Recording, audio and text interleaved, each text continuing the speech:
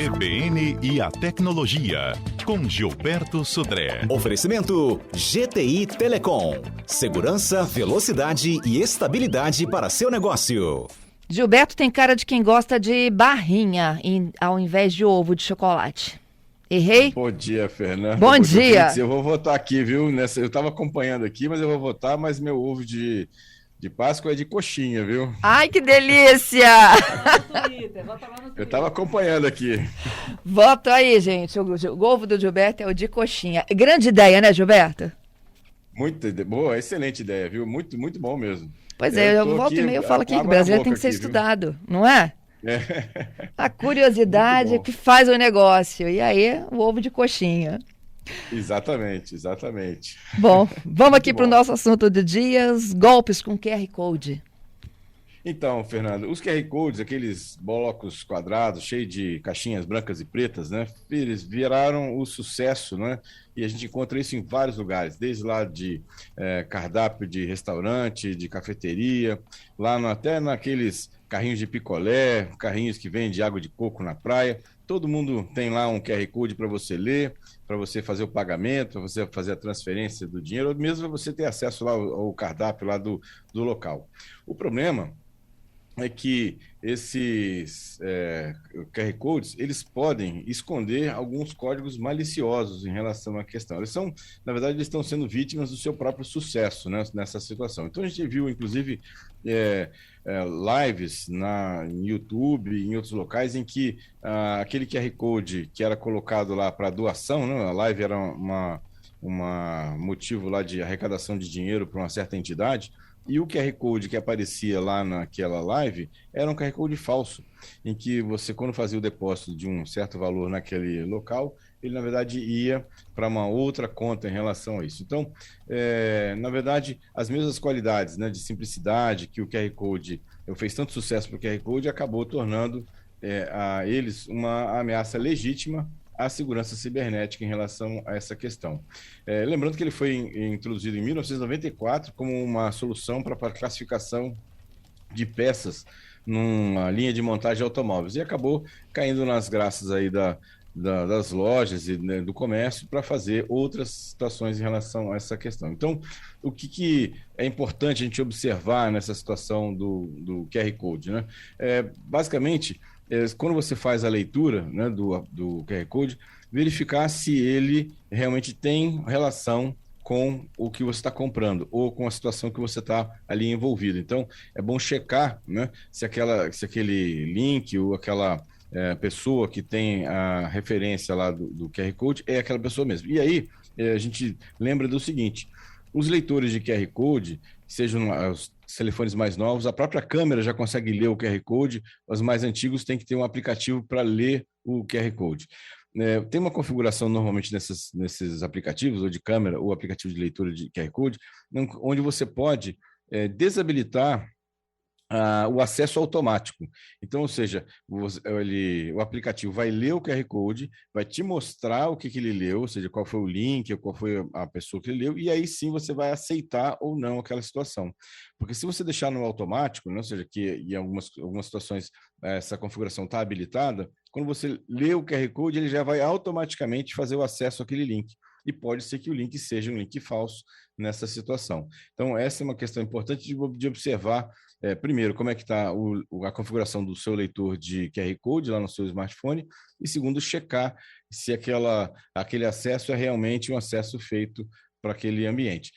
Ou para aquele local que você está fazendo a compra, por exemplo. Outra questão interessante é você observar, né, como é que está o QR Code em si, se é o QR Code impresso ou seja uma etiqueta colada sobre, né, aquele QR Code, porque em algumas situações o golpista, né, o criminoso, ele gera um QR Code falso do mesmo tamanho do QR Code do local e ele cola, por exemplo, por cima daquele QR Code verdadeiro.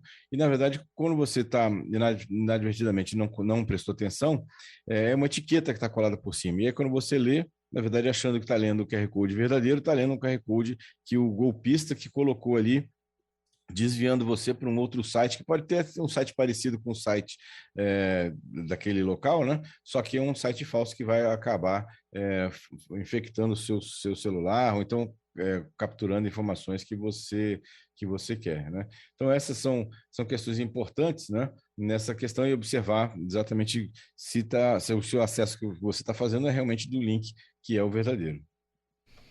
Complicado, hein, Gilberto? Cada dia tem mais pegadinha pra gente, hein?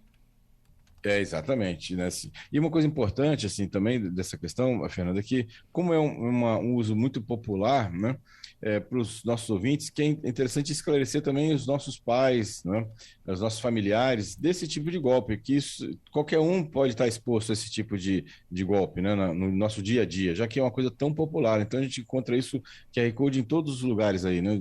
Bem, até na carteira de CNH hoje, não a carteira impressa, né, CNH mais nova, tem na parte do verso um grande QR Code lá com informações, por exemplo, de validação da sua CNH, né? E aí tem cartões de visita que tem o QR Code, né? Tem etiquetas de produtos que tem o QR Code. Então tem infinidade aí de uso do QR Code que podem, infelizmente, ser utilizado para atividades ilícitas.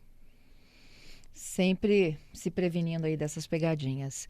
Excelente orientação, viu, Gilberto? Agora a gente vai para os destaques do Viralizou. Viralizou. Conta a história do carro autônomo, Gilberto. Essa foi realmente uma coisa sui generis, viu, Fernando? Na cidade de São Francisco tem um serviço de carro autônomo chamado Cruise, que é um serviço de táxi autônomo. Você é um aplicativo, né, um aplicativo de transporte, só que quando você chama, o que vem até você é um carro autônomo, sem motorista, né, para isso. Pois, na noite dessa semana agora, um carro desse serviço foi abordado pela polícia porque estava com os faróis apagados e parado em fila dupla, né? O policial, e tem até um vídeo na internet, rolando na internet, dessa abordagem. O policial foi até o carro está todo trancado, não tem motorista, né?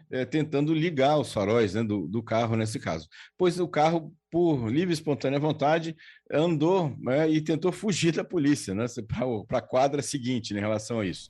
Na verdade, depois a empresa esclareceu que o carro ele identificou como carro de polícia, ele não estava fugindo, na verdade estava parando no lugar mais seguro, né? E depois tudo foi esclarecido e depois até a empresa falou que ia fazer uma alteração no software para que isso não acontecesse mais. Mas, na verdade, quem chegou a ter acesso ao vídeo foi bastante curioso, que o policial chega perto do carro, né, e descobre que não tem motorista no carro, né, está tudo trancado, e aí o carro, como se estivesse fugindo da polícia, e para na quadra seguinte, né, como se estivesse escondendo da polícia. Bem curioso, pelo menos, a questão aqui, viu? Você imagina a cara desse guarda. Exatamente. Imagina, quando ele chegou perto do carro e não tinha ninguém no volante, né? Foi realmente curioso, né? Não, e ele saindo depois sozinho o carro, fugindo dele, né? Exatamente, né? E aí o policial sem entender, né? Fazer, como assim, né? Ele tá fugindo, né? O que eu faço, né, agora, né? Nessa situação. Foi realmente bem curioso essa situação. Depois ligaram para a empresa, né? A empresa foi lá e foi tudo esclarecido, não tem problema. A gente vai ter que enfrentar isso em algumas situações, viu? Porque toda essa solução de carros autônomos está sendo, na verdade, uma grande inovação. E a gente está aprendendo com isso também, né? As empresas estão aprendendo como programar, como fazer toda essa situação. É certo que, em pouco tempo, isso vai estar sanado e a gente vai ver muitos carros autônomos andando pela rua aí, sem nenhum problema. Mas até lá, a gente obviamente sabe que tem um período de aprendizado de todo esse processo, né? Para isso. Como? Bom, outra notícia interessante dessa semana é que finalmente a Apple entendeu que ninguém quer celular pequeno, né? Ou seja, levou alguns anos para a Apple finalmente entender que a tendência do mercado é de celulares que tenham telas grandes, confortáveis, para os usuários assistirem vídeos, lerem seus documentos, né, em relação a isso. Ela insistiu por muito tempo, inclusive foi uma insistência do próprio Steve Jobs, quando ele estava à frente da Apple, de ter aparelhos que pudessem ser operados com uma única mão, né?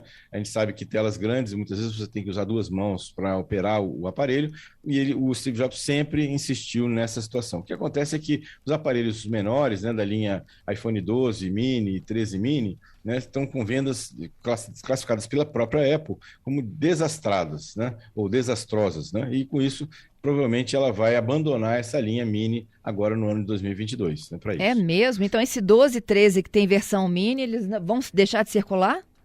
Exatamente.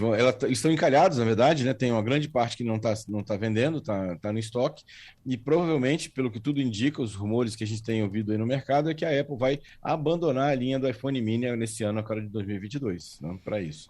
Finalmente, né? Vai entender que o mercado não quer mais aparelhos pequenos, né? Como era no passado, para isso. É isso. Né? E a última notícia é uma notícia que, infelizmente, não é muito boa. A gente já vem falando disso há algum tempo, que o Não Me Perturbe, aquele site que você se cadastra para não receber mais ligação de call center de operadoras, tem hoje mais de 10 milhões de cadastros, de números cadastrados lá.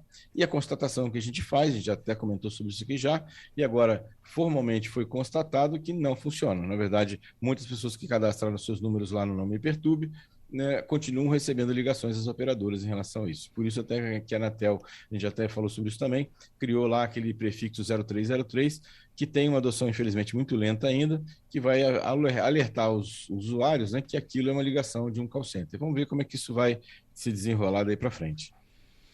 Pois é, e até hoje, né? A gente sabe que esse processo aí de migração, eu estou falando agora do prefixo, né?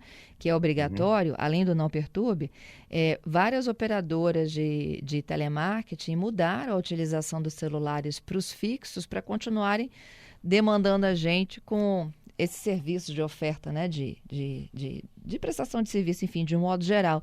E aí, assim, as pessoas realmente estão recorrendo ao Não Me Perturbe. Eu já fiz esse cadastro inúmeras vezes e, nunca deixei de receber, não, tá? Eu também, eu tenho meus números de telefone todos cadastrados lá e continuo recebendo normalmente, né, como se nada tivesse acontecido lá nas minhas ligações. Então, ou seja, realmente não funcionou, né, não foi adequado. E agora vamos ver se o prefixo 0303, que a Anatel agora estabeleceu, e agora em julho tem a data final, né, que agora em todos os call centers, não só os call centers fixos, mas os móveis também, vão ter que assim, adotar esse prefixo. Vamos ver como é que isso vai funcionar, né, daqui para frente. Mas espero que funcione, né, porque realmente é perturbação. Tenho 2 ouvintes aqui para fechar. O Giovanni dizendo ele tem muita preocupação com o QR Code que fica no cantinho da mesa para pagamento com Pix, por exemplo, né? Ele diz que é muito perigoso, alguém pode trocar QR Code, acabar dando um golpe. E tem um ouvinte, não tem o nome dele aqui, mas vamos lá. Ele está dando...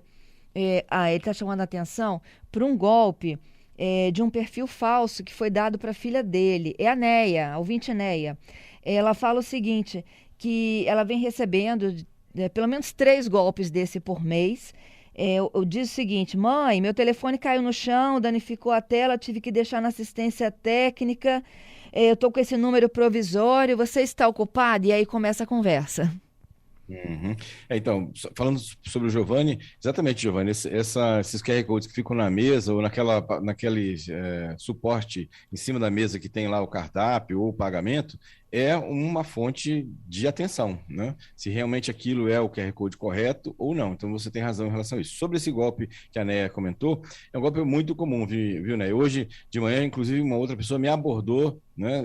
Eu estava saindo da Gazeta aí de manhã, perguntando exatamente disso, que ela também tinha sofrido um golpe, exatamente assim, alguém criou um número de telefone diferente, colocou a foto da pessoa lá no perfil e abordou uma série de familiares falando que era ela, que ela tinha mudado de telefone para cadastrar o telefone novo lá na agenda e tudo mais. Então, realmente tem que ficar atento a essa abordagem, né, dos golpistas. É isso, Gilberto. Te agradeço. Até sexta, hein? Até sexta, Fernanda. Um abraço aos nossos ouvintes. Obrigado pela participação. E sexta-feira temos mais tecnologia. Um abraço. Até lá.